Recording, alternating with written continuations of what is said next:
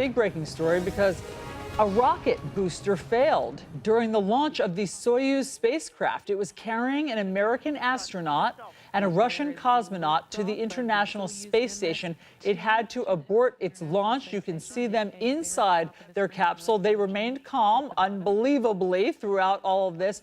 And we are happy to say they survived, but it was very dramatic. CNN's Fred Pleitgen is live in Moscow with all of the breaking details. What have you learned about what went wrong here, Fred?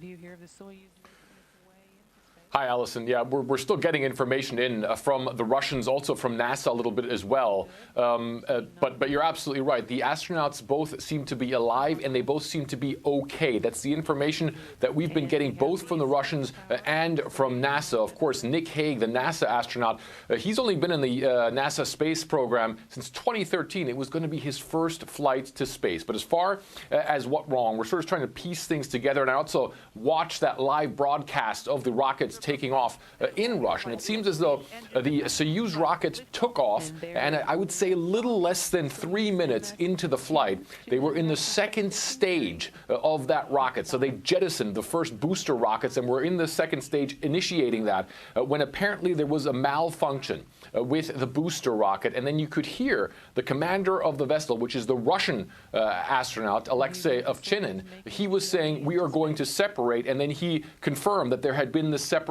which means that they took the capsule that the astronauts were in and they jettisoned it from the booster rocket, and they went into what's called a ballistic descent, which is a descent at a much steeper angle than you normally would have if the rocket were, or if the spacecraft were coming out of space. Then apparently the parachutes deployed, and the Soyuz capsule that these two astronauts were in landed on the ground immediately. There were crews on the scene to get these astronauts out, John.